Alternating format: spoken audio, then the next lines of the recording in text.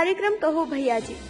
Shri Govind Ram jewellers के मालिक एवं Vardaat A to Z chief editor Shri Shekhar Soni ji के साथ दिल्ली एवं देश पर चर्चा राघवेंद्र मिश्रा के साथ। आइए देखते हैं क्या कहा श्री शेखर सोनी जी ने। देखिए पूरी रिपोर्ट। पत्रकार राघवेंद्र मिश्रा। नमस्ते इंडिया कार्यक्रम कहो भैया जी में हमारे साथ हैं श्री गोविंद राम ज्वेलर्स के मालिक एवं वारदात A to Z के चीफ एडिटर श्री शेखर सोनी जी। जी सोनी जी, जय श्री राम। जय श्री राम। नमस्कार। नमस्कार जी सर। जी सर। हाँ, मैं आपसे कार्यक्रम कहो भैया जी में मैं आपका स्वागत करता हूँ और मैं आपसे कहना चाहूँगा, नमस्ते जी, कुछ सवाल आपसे करना चाहूँगा जो आप जवाब देंगे। बिल्कुल बिल्कुल। वह लोगों तक, समाज तक पहुँचेगा। पहला सवाल है आपसे। माननीय प्रधानमंत्री श्री नरेंद्र मोदी जी ने कृषि कानून वापस लिए। कुछ लोगों का कहना है मोदी जी डर गए किसानों से और कुछ लोगों का कहना है यह किसानों की जीत ही नहीं, कांग्रेस एवं अन्य सपोर्टरों की भी जीत है। आप इसे कैसे देखते हैं? देखिए, सबसे पहली बात तो मैं ये कहना चाहूंगा कि जो ये कह रहे हैं कि मोदी जी की हार है या मोदी जी डर गए, ये सरासर गलत है। क्योंकि देश हित के लिए जो कार्य किया जाए तो उसके अंदर बहुत सारी चीजें देखी जाती है। ये जो आंदोलन चल रहा था इसके अंदर बहुत सारी चीजें, बाहरी ताकतें जो हमारे देश को तोड़ने के लिए और अंदर आ चुकी थी और उनका पैसा भी बहुत अच्छे रूप से वहां आ रहा था। और इसे देखते हुए मोदी जी ने ये सोचा समझा कि भाई इसको आंदोलन को इस तरह से खत्म किया जाए ताकि ये ताकतें हमारे देश को ना तोड़ पाए। तो मोदी जी ने कदम उठाया। इसमें अगर कोई हार जीत कहता है, कोई ये कहता है, कोई वो कहता है, उसका कोई महत्व नहीं है। देश के हित में मोदी जी हमेशा कार्य करते हैं और करते रहेंगे और कर रहे हैं। जी। दिल्ली का विकास और वर्तमान सरकार द्वारा किए गए विकास के बारे में आप कितना संतुष्ट हैं? देखिए जी, आप दिल्ली सरकार के लिए तो मैं हाथ जोड़ता हूँ, क्योंकि इन्होंने पूरी दिल्ली को बेकार बना दिया है। ये फ्री का जो इन्होंने चंदन दिया है लोगों को, फ्री का चंदन घिस मेरे नंदन, और ये बिजली ले ले फ्री और ये पानी ले ले फ्री। वो पानी पीने को तो छोड़ दो, आप नहाने योग्य भी नहीं है जो दिल्ली सरकार दे रही है फ्री में। और आने वाले पानी में क्या कमी है? इतनी बदबू है साहब। आप देखिए, आप यूज नहीं करते पानी, आप दिल्ली में नहीं रहते। करते हैं भाई साहब, हम तो गंगा जल समझ के उसको प्रयोग कर ले रहे हैं। अरे तो गंगा जल समझ के आप गटर का पानी थोड़ी पी लोगे? नहीं पी सकते, हम भी जानते हैं, लेकिन हाँ, सुरक्षा के लिहाज से, सुरक्षा की दृष्टि से पानी की स्थिति सही नहीं है। सही नहीं है यार। बिजली की देख लो आप, चलो बिजली आप लगा लो, आप जो ये 200 यूनिट फ्री कर रखी इन्होंने, आप कमर्शियल बिल को देखो ना आप जाके। जी। उसकी यूनिट कितनी कर दी इन्होंने, एवरेज वहां से निकालनी है और वहां से पूरी कर दी। नहीं, और बिजली फ्री, पानी फ्री, कुछ फ्री नहीं है सर। लोगों का तो कहना है कि फ्री होने से बहुत सारा लाभ हुआ है। अरे सर, जो जिन्हें लाभ हुआ है ना, वो उन्हें कुछ ज्ञान ही नहीं है अर्थव्यवस्था के बारे में कि क्या है, क्या लाभ है, क्या हानि है। और 2 रुपए के लालच में आने वाले समय में ना, जब अगर दिल्ली सरकार नहीं रहेगी ना, केजरीवाल सरकार चली जाएगी, तो दूसरी सरकार आएगी, तब लोगों को पता चलेगा कि उन्होंने जो फ्री में लिया उसका नुकसान क्या, भरपाई क्या करनी पड़ रही है। जी जी जी। अच्छा, तीसरा क्वेश्चन आपसे है, आने वाले इलेक्शन में कौन पार्टी को सपोर्ट करेंगे और कौन सी पार्टी की जीत हासिल करने में सफल होगी?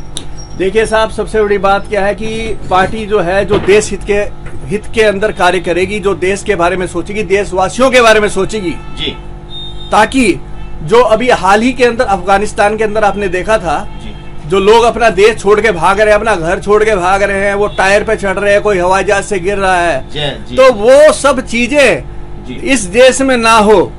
जो इस देश को मजबूत रखे, इस देश के सुरक्षा को मजबूत रखे, तो वो जो सरकार है, वो वर्तमान सरकार है, वो बहुत अच्छा कार्य करे और मैं चाहता हूं वही आए दोबारा।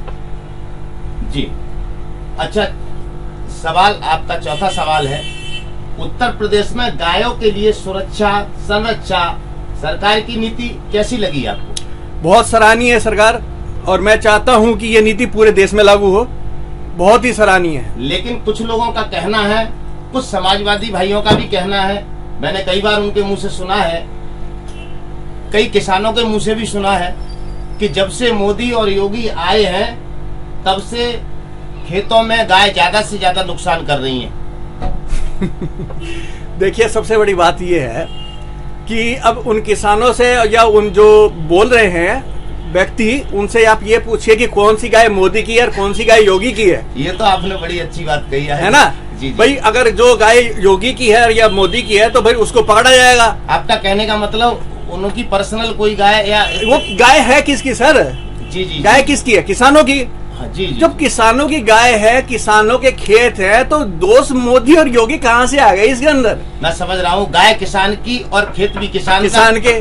और गाय जो है, जब किसान अपना ही, जब किसान की गाय है और किसान के खेत हैं और वो गाय खेत ही खा रही है और किसान के अपने ही खा रही है, तो इसमें योगी और मोदी कहाँ से आ गए? वो तो उनको देखना चाहिए ना। नहीं, लोगों का ये कहना है पहले गाय इस तरीके से आवारा बहुत नहीं घूमती थी।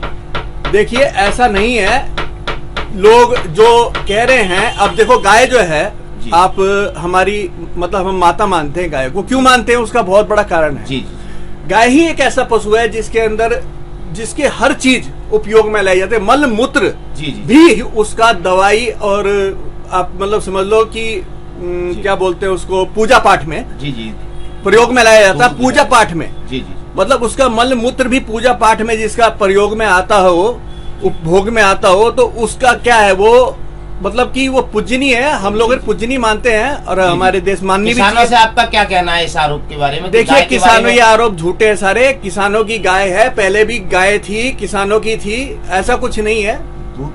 दूध पी रहे हैं लोग, अब लगा लो आप गाय का दूध पी रहे हैं जो अमृत है, गाय का दूध। जी जी। तो वो आप उसके फायदे नहीं बताएंगे लोगों को? इसके बारे में मैं भी एक आग्रह करना चाहूंगा कि भाई साहब के कहने के आधार पे मैं इस बात से संतुष्ट हूँ। और गाय अगर खेत खा भी रही है तो गाय वो आप ही की है, किसी न किसी हमारे किसान भाई की होती है। कारण इसका, मैंने जहां तक इसकी पड़ताल की, मुझे ये कारण समझ में आया कि गाय जब तक दूध देती है तब तक तो उसका मालिक उससे खुश रहता है, और वही हमारा किसान भाई या दूध पीने के बाद गाय को छोड़ देते हैं। तो इस तरीके से बहुत सारी गाय वहां एकत्रित हो जाती हैं और आज गाय की संख्या अधिक से अधिक वहां दिखाई देती है। इसका यही एक मूल कारण है। और इसका एक दूसरा कारण मेरे नजर में जो है वो ये भी है कि गाय की पहले जो है, गाय कहीं घूमती हुई मिलती थी तो पशुओं का अवैध कटान हो जाता था, व्यापार हो गया था। अब गाय काटने पर जब से सरकार ने ये कंट्रोल किया है, तब से गाय जो है सुरक्षित तरीके से वो रोड चौराहे पे घूमते घूमते भी आज इस स्थिति में है।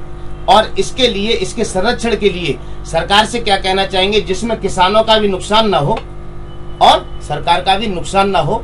तो जैसे गौशाला बननी चाहिए, और जैसे हम लोग का भी कर्तव्य बनता है कि अगर कोई गाय कहीं चोट लगी हुई है किसको, और कोई इधर उधर घूम रही है, तो हम उसको गौशाला में ले जाएं और वहाँ पे उसको सौंपें, ताकि उनकी भी रक्षा हो सके। जो ये गायें कटती हैं, आप देखो अवैध रूप से। क्षमा चाहूंगा, मैं एक चीज आपसे कहना चाहूंगा और मैं सरकार से भी यही आग्रह करना चाहूंगा कि जैसे गौशाला, गाय का संरक्षण किया है तो गौशाला ज्यादा से ज्यादा मात्रा में बनवाई जाए।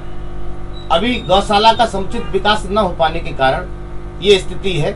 अगर गौशालाओं की संख्या बढ़ जाएगी तो सभी गाय उसमें काफी हद तक संरक्षित हो सकती हैं और मातृभूमि की और गाय की रक्षा हो सकती है, सेवा हो सकती है। तो ये प्रयास सरकार ने किया है, सरकार के लिए बहुत बहुत धन्यवाद।